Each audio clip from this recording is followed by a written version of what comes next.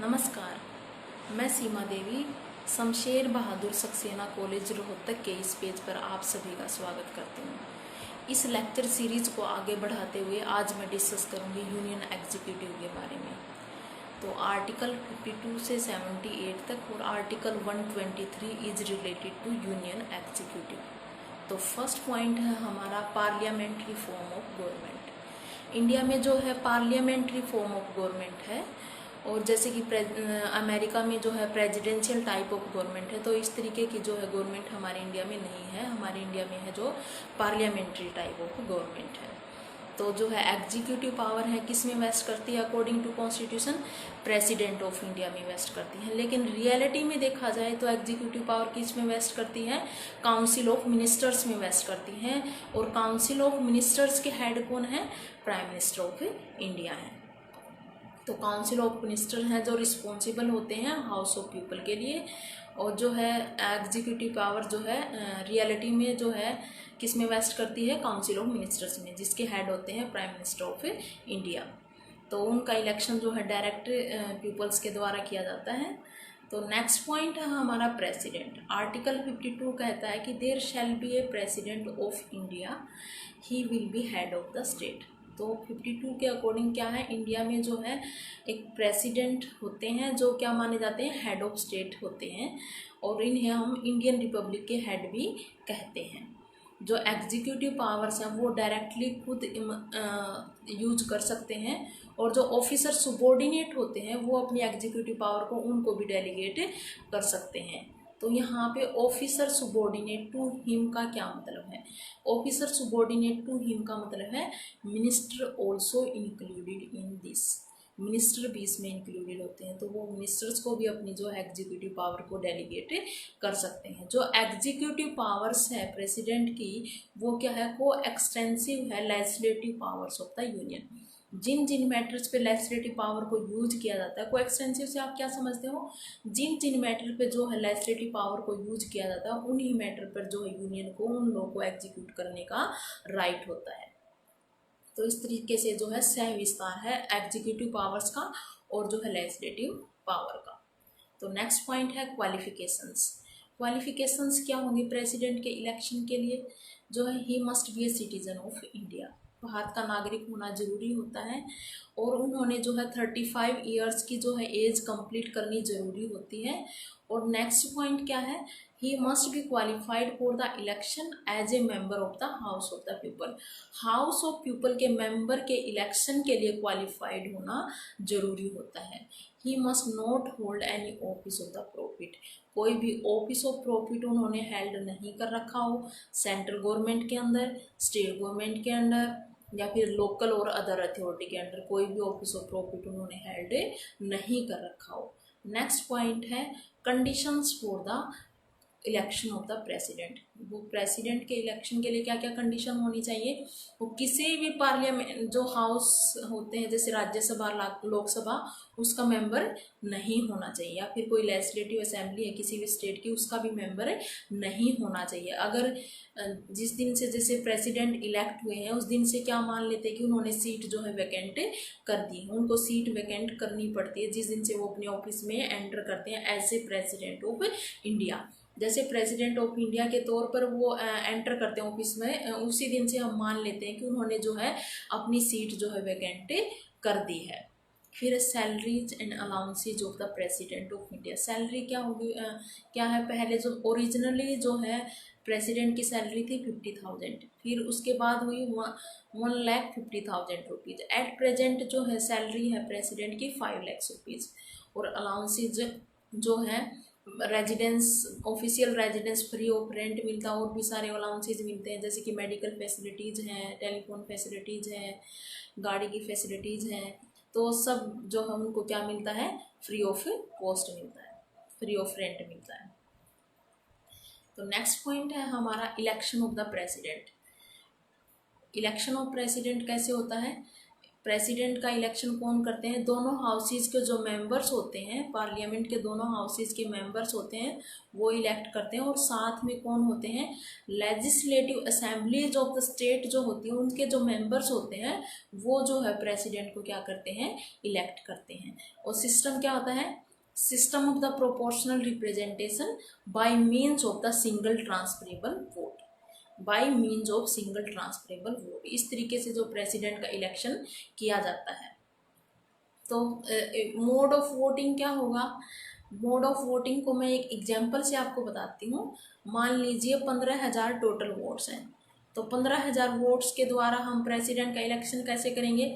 तो प्रेसिडेंट का इलेक्शन होता है सीक्रेट बैलेट के अकॉर्डिंग, सीक्रेट बैलेट से होता है। और क्या होता है? प्रोपोर्शनल रिप्रेजेंटेशन से प्रेफरेंशियल वोट डाली जाती हैं कि फर्स्ट प्रेफरेंस किन को मिली है, सेकंड प्रेफरेंस किन को मिली है, थर्ड प्रेफरेंस किन को मिली है। इस तरीके से जो उनका इलेक्शन किया जाता है। तो 15,000 वोट में जैसे कि 4 कैंडिडेट हैं A B C D, तो A को मिली 5250 वोट फर्स्ट प्रेफरेंस में, B को मिली 4800 वोट, C को मिली 2700 वोट और D को मिली 2250 वोट फर्स्ट प्रेफरेंस में। तो D को मिली सबसे कम वोट 2250 वोट, तो D को हम क्या कर देंगे? एलिमिनेट कर देंगे कि D की सबसे कम वोट है। तो जो 2250 वोट हैं उसमें देखेंगे कि सेकंड प्रेफरेंस वोट किस किस को कितनी मिली है, A B और C में सेकंड प्रेफरेंस वोट है जो किन किन को कितनी मिली है। तो 2250 वोट में से A को मिली 300 वोट, तो पहले कितनी थी? 5250 वोट थी, उसमें 300 और ऐड कर देंगे तो हो गई 5550 वोट। और 4800 वोट जो बी को मिली थी फर्स्ट प्रेफरेंस वोट में, सेकंड प्रेफरेंस वोट में कितनी मिली उनको? 1050 वोट मिली। तो 4800 में 1050 और ऐड कर देंगे तो कितनी हो गई टोटल? 5850 वोट हो गई।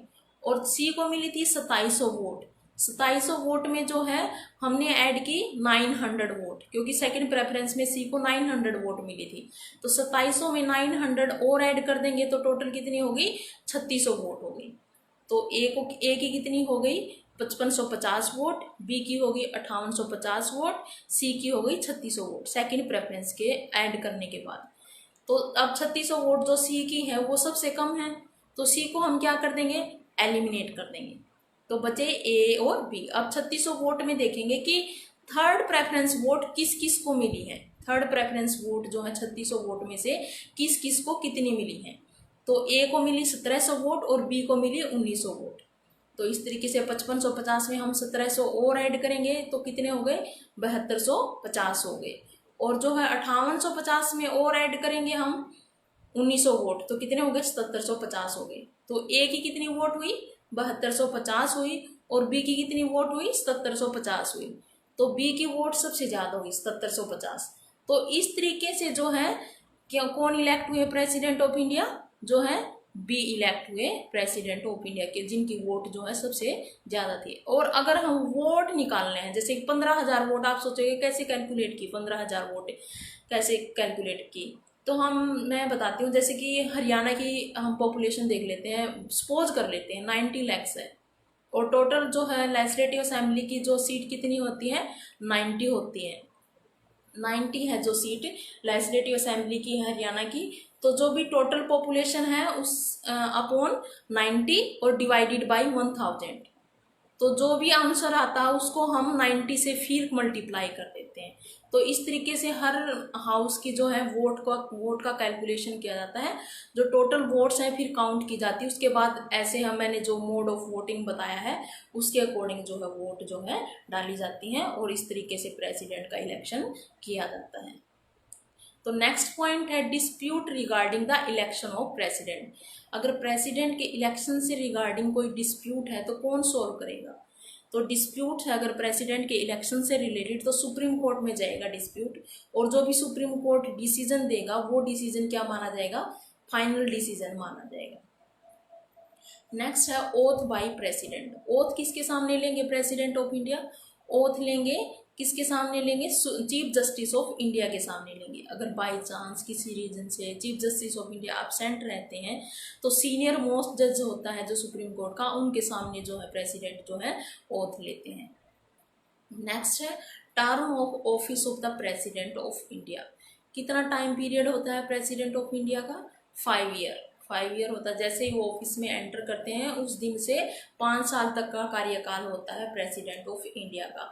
लेकिन हम उससे पहले अगर वो कॉन्स्टिट्यूशन को वोलेट कर रहे हैं या फिर कोई और रीजन है, डेथ हो गई है, रिजाइन कर दिया, तो उससे पहले भी जो है अपने ऑफिस को छोड़ सकते हैं।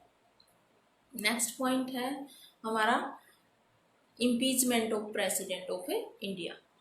इम्पीचमेंट कैसे किया, अगर वो कॉन्स्टिट्यूशन को वोलेट कर रहे हैं प्रेसिडेंट ऑफ इंडिया, तो इस केस में जो है महाभियोग जो है उन पे लगाया जाता है। तो कोई भी हाउस जो है इम्पीचमेंट को स्टार्ट कर सकता है, इनिशिएट कर सकता है, लोकसभा या राज्यसभा। पार्लियामेंट का जो है कोई भी हाउस जो है इम्पीचमेंट प्रोसीडिंग को स्टार्ट कर सकता है, या तो लोकसभा स्टार्ट कर सकता है या राज्यसभा स्टार्ट कर सकता है।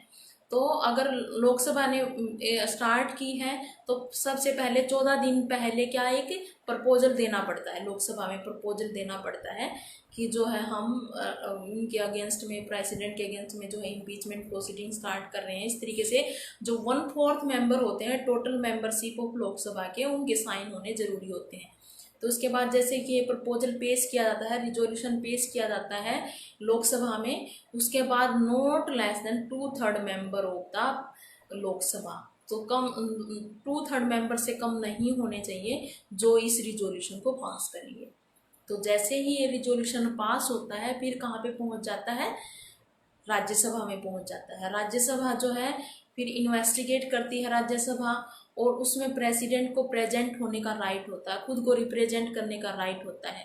अगर इन्वेस्टिगेशन के दौरान ये लगता है कि जो प्रेसिडेंट ने कॉन्स्टिट्यूशन का वोलेशन किया है, तो उसमें भी कम से कम not less than 2/3 member of the Rajya Sabha के जो है साइन, मेंबर्स के साइन होने जरूरी होते हैं। तो जिस दिन से दोनों जो हाउसेज के द्वारा रिजोल्यूशन पास होता है उसी दिन से हम मान लेते हैं कि जो है प्रेसिडेंट को हमने, मेंबर्स ऑफ लोकसभा या दोनों सभा के मेंबर्स ने जो है प्रेसिडेंट को रिमूव कर दिया है, क्योंकि उन्होंने जो है कॉन्स्टिट्यूशन के प्रोविजन का जो है वोलेशन किया है।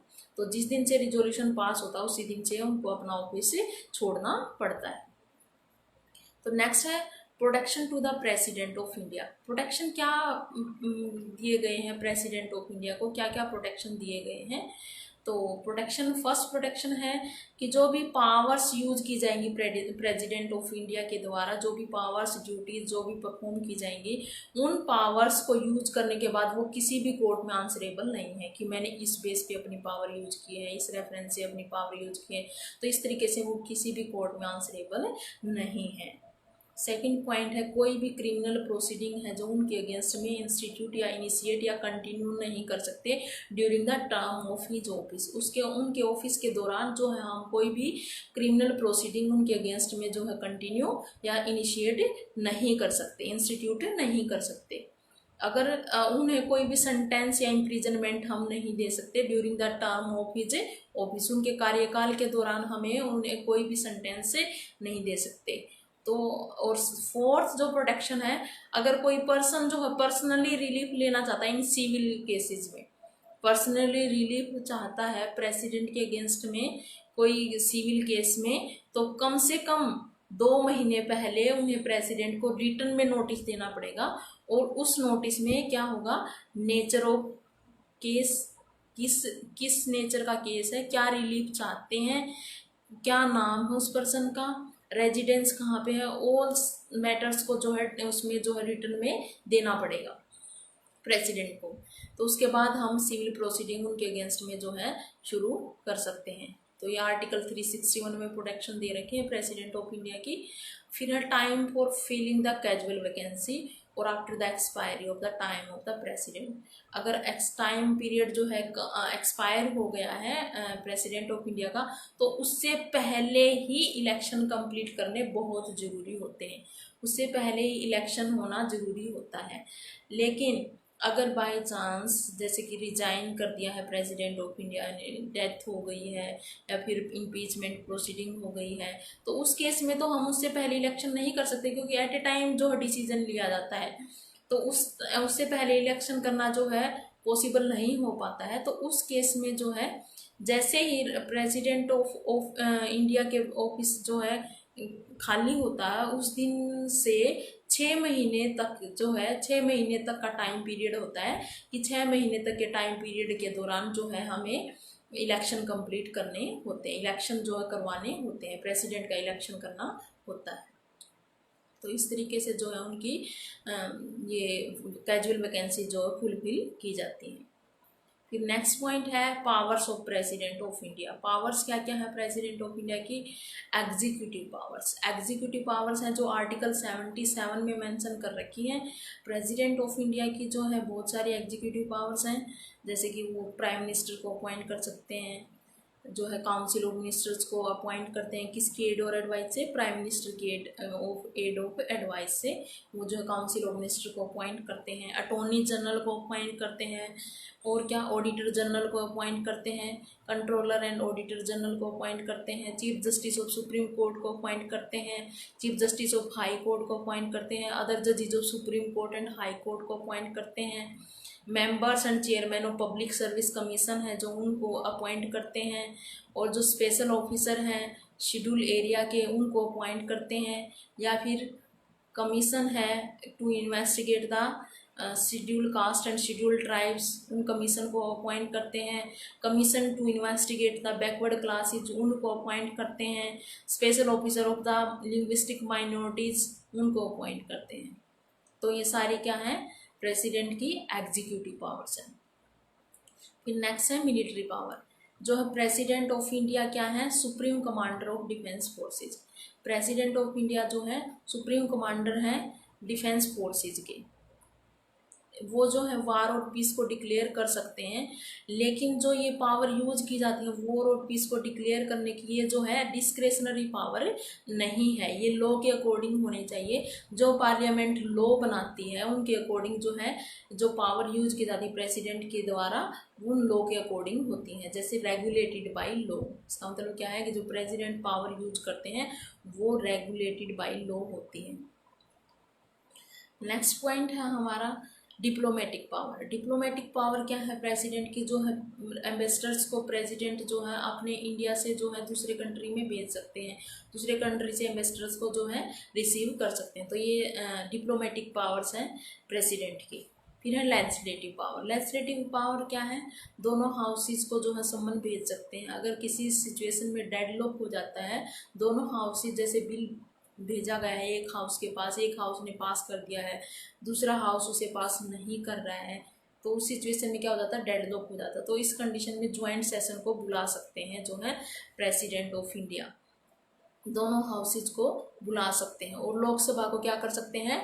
डिजोल्व कर सकते हैं। लोकसभा को डिजोल्व करने की पावर भी किसकी है? प्रेसिडेंट की पावर है। और क्या कर सकते हैं? असेंट टू बिल, जैसे बिल पेश किया है लोकसभा ने राज्यसभा ने, तो जब तक प्रेसिडेंट की असेंट नहीं होगी वो बिल जो है एक्ट में नहीं कन्वर्ट हो सकता, वो बिल जो है लॉ नहीं बन सकता। तो इस तरीके से प्रेसिडेंट की क्या है? ये लेजिस्लेटिव पावर्स हैं। नेक्स्ट पॉइंट है ऑर्डिनेंस मेकिंग पावर, जो आर्टिकल 123 में मेंशन कर रखे हैं कॉन्स्टिट्यूशन के। इसमें ऑर्डिनेंस मेकिंग पावर क्या होती है? जब दोनों हाउसेज हैं जो जब सेशन में नहीं होते हैं, दोनों हाउसेज जब सेशन में नहीं होते हैं तो उस सिचुएशन में क्या होती है कि वो सेशन में नहीं होंगे तो लॉ कैसे बना सकते हैं। लेकिन कई बार हो जाता है कि इमीडिएट एक्शन लेना पड़ता है, इमीडिएट सिचुएशन आ जाती है कि इमीडिएट जो है लॉ बनाना पड़ता है, तो उस सिचुएशन में ऑर्डिनेंस जो पास किया जाता है प्रेसिडेंट को, उसे ही हम ऑर्डिनेंस मेकिंग पावर कहते हैं। जो ऑर्डिनेंस पास किया है प्रेसिडेंट का, जैसे ही दोनों हाउसेज सेशन में आते हैं उसके जो है 6 वीक्स के अंदर अंदर जो है वो सीज हो जाते हैं। जो ऑर्डिनेंस पास किया है प्रेसिडेंट ने, अगर पहले भी अगर उनको डिजोल्व करना चाहते हैं, ऑर्डिनेंस को ख़त्म करना चाहते हैं दोनों हाउसेस, तो उससे पहले रिजोल्यूशन पास करना पड़ेगा। 6 वीक से पहले जो है उनको रिजोल्यूशन पास करना पड़ेगा, उसके बाद जो है उनको सीज कर सकते हैं जो भी ऑर्डिनेंस जो है प्रेसिडेंट ने जो पास किया। तो ये है ordinance making power of the president. Next है पार्डनिंग पावर, जो आर्टिकल 72 ऑफ द कॉन्स्टिट्यूशन में मेंशन कर रखी है। तो पार्डनिंग पावर, पार्डन से आप क्या समझते हैं? पार्डन का मतलब होता है कि पूरी तरह से ही सजा को माफ कर देना, ऐसा लगता है जैसे कि इस पर्सन ने कोई ऑफेंस किया ही नहीं है, तो ये होती है पार्डनिंग पावर। तो नेक्स्ट है रिप्रीव्स। रिप्रीव से आप क्या समझते हो? रिप्रीव मतलब कि temporary suspension of the punishment. Temporarily हम किसी पनिशमेंट को जैसे सस्पेंड कर दे, जैसे डेथ सेंटेंस दी है उसको, कुछ कोई सिचुएशन आ गई उसमें जो है उसको कुछ टाइम के लिए सस्पेंड कर दिया, तो ये होती है reprieve power of the president. Respite करना, पनिशमेंट को जो है रिस्पाइट करने से आप क्या समझते हैं? स्पेशल सिचुएशन जो होती है, स्पेशल सर्कमस्टेंसेस जो होती है उसके कारण जो है सेंटेंस को थोड़ा कम कर देते हैं। जैसे कि फॉर एग्जांपल हम देख सकते हैं प्रेगनेंसी ऑफ वुमेन, तो इस केस में क्या कर सकते हैं? पनिशमेंट को थोड़ा सा कम किया जा सकता है, उसे कहेंगे हम रिस्पाइट। नेक्स्ट है कॉमिट। कॉमिट से आप क्या समझते हैं? Exchange of the punishment. Exchange का मतलब आप क्या समझते हो? जैसे रिगरस पनिशमेंट दी है, रिगरस पनिशमेंट को हम एक्सचेंज करके सिंपल इम्प्रिजनमेंट में एक्सचेंज कर सकते हैं, तो उसे कहेंगे हम कॉम्यूशन ऑफ द पनिशमेंट। फिर है रेमिशन ऑफ द पनिशमेंट। रेमिशन से आप क्या समझते हो? रेमिशन मतलब छूट मिलना।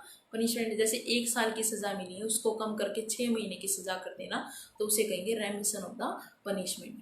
तो इस तरीके से जो है प्रेसिडेंट की ये सारी पावर्स हैं, वो जो है छूट भी दे सकते हैं पनिशमेंट में, बिल्कुल भी माफ़ कर सकते हैं, सस्पेंड भी कर सकते हैं पनिशमेंट को, और क्या स्पेशल सर्कमस्टेंसेस में कम भी कर सकते हैं पनिशमेंट को। ये सारी पावर जो है पार्डनिंग पावर के अंदर आती हैं प्रेसिडेंट की। तो एमरजेंसी पावर है जो आर्टिकल 352 टू 360 में मेंशन कर रखी है। तो अगर आर्टिकल 352 में क्या कहते हैं कि जो है वॉर के कारण या फिर एक्सटर्नल एग्रेशन के कारण या आर्म्ड रेबिलियन के कारण, एक्सटर्नल वॉर तो क्या होता है? डायरेक्टली वॉर चल रहा है जैसे किसी कंट्री के साथ, तो उस कंडीशन में इमरजेंसी लागू कर सकते हैं प्रेसिडेंट ऑफ इंडिया। और जो है सेकंड पॉइंट है एक्सटर्नल एग्रेशन। एक्सटर्नल एग्रेशन से आप क्या समझते हो? कि डायरेक्टली वॉर ना हो करके विद्रोह करना, एक तरीके से उस पर हावी हो जाना हमारे स्टेट के ऊपर किसी दूसरे स्टेट का, तो उसे कहेंगे हम एक्सटर्नल एग्रेशन या आर्म्ड रेबिलियन, सशस्त्र विद्रोह करना। तो इस तरीके से अगर ये सब सिचुएशन है तो इस सिचुएशन में जो है president of India emergency declare कर सकते हैं। या फिर कॉन्स्टिट्यूशनल मशीनरी किसी स्टेट में फेल हो गई है तो उस कंडीशन में भी प्रेसिडेंशियल रूल जो है उस स्टेट में लागू किया जा सकता है बाय प्रेसिडेंट ऑफ इंडिया। तो गवर्नर को पहले रिपोर्ट देनी पड़ती है प्रेसिडेंट ऑफ इंडिया को, तो उस रिपोर्ट के अकॉर्डिंग ही वो ये लगता है, उनको लगता है ठीक, तो वो क्या कर सकते हैं? जो है इमरजेंसी डिक्लेयर कर सकते हैं। या फिर फाइनेंशियल इमरजेंसी आ गई है, फाइनेंशियल इमरजेंसी आ गई है मतलब फाइनेंशियल सिचुएशन जो कंडीशन जो है साउंड नहीं है हमारे कंट्री की या फिर किसी एक पर स्पेशली स्टेट की, तो उस सिचुएशन में भी जो है इमरजेंसी लागू की जा सकती है। तो ये जो है इमरजेंसी लागू की जाती है प्रेसिडेंट के द्वारा, ये डिस्क्रेशनरी पावर नहीं होती है उनकी, तो ये एड और advice of the prime minister of India and council of ministers की एड और एडवाइस से जो है ये डिसीजन लिया जाता है by president of India. Next है vice president of India. Vice president of India क्या है? वाइस प्रेसिडेंट ऑफ इंडिया की भी वही क्वालिफिकेशंस है जो प्रेसिडेंट ऑफ इंडिया के इलेक्शन की क्वालिफिकेशन है। क्या क्या क्या क्वालिफिकेशंस होनी चाहिए? जैसे कि मैंने बताया था कि प्रेसिडेंट के इलेक्शन के लिए क्या क्या क्वालिफिकेशंस होनी चाहिए। सिर्फ एक ही जो है एक्सेप्शन है उनकी क्वालिफिकेशन में कि उनका राज्यसभा का मेंबर होने के लिए क्वालिफाइड होना जरूरी होता है वाइस प्रेसिडेंट के इलेक्शन के लिए। और उनका इलेक्शन कैसे होता है? जैसे कि प्रेसिडेंट का इलेक्शन होता है वही प्रोसीजर होता है, bye means of single transferable vote by system of proportional representation. लेकिन उसमें जो है प्रेसिडेंट के इलेक्शन में क्या होता है कि जो है लेजिस्लेटिव असेंबलीज हैं उनके मेंबर्स भी इलेक्ट करते हैं प्रेसिडेंट ऑफ इंडिया को, लेकिन इसमें सिर्फ बोथ हाउसेज जो होते हैं पार्लियामेंट के वही वाइस प्रेसिडेंट ऑफ इंडिया को इलेक्ट करते हैं। तो लोकसभा और राज्यसभा के जो मेंबर्स होते हैं, तो इनके फंक्शंस क्या है वाइस प्रेसिडेंट के? जो वाइस प्रेसिडेंट ऑफ इंडिया है वो ex officio chairman of Rajya Sabha है। एक्स ऑफिशियो वो जो है राज्यसभा की मीटिंग को प्रेजाइड करते हैं, उसमें जो है उनके, लेकिन वो राज्यसभा के मेंबर नहीं होते। राज्यसभा में जो वोटिंग होती है उसमें वोट डालने का राइट जो है वाइस प्रेसिडेंट ऑफ इंडिया को नहीं होता है। अगर प्रेसिडेंट ऑफ इंडिया की सीट जो है वैकेंट हो जाती है किसी रीजन से, वो एब्सेंट रहते हैं, तो उस सिचुएशन में कौन फंक्शंस परफॉर्म करेंगे? वाइस प्रेसिडेंट ऑफ इंडिया जो है फंक्शंस परफॉर्म करेंगे प्रेसिडेंट ऑफ इंडिया की जगह पे। फिर नेक्स्ट है council of ministers. Council of ministers जो है रिस्पॉन्सिबल होते हैं हाउस ऑफ पीपल के, तो उनकी स्ट्रेंथ कितनी होनी चाहिए? जो है कम से कम स्ट्रेंथ जो है 15% members of the house of the people including prime minister of India. जो उनकी स्ट्रेंथ है जो कितनी होती है, जो हाउस ऑफ पीपल के जो मेंबर्स होते हैं उसके 15% जो मेंबर होते हैं वो काउंसिल ऑफ मिनिस्टर के मेंबर होते हैं, उसमें प्राइम मिनिस्टर भी इंक्लूड होते हैं। और उनको अपॉइंट कौन करते हैं, प्रेसिडेंट ऑफ इंडिया अपॉइंट करते हैं by the aid and advice of the prime minister of India. तो प्राइम मिनिस्टर ऑफ इंडिया की एड और एडवाइस से जो काउंसिल ऑफ मिनिस्टर्स को जो है अपॉइंट किया जाता है, वो जो है जो भी फंक्शंस परफॉर्म करते हैं काउंसिल ऑफ मिनिस्टर्स के लिए रिस्पॉन्सिबल होते हैं हाउस ऑफ पीपल के। उन्हें जो भी फंक्शंस परफॉर्म किया उसका आंसर करना पड़ता है हाउस ऑफ पीपल में। फिर है प्राइम मिनिस्टर ऑफ इंडिया।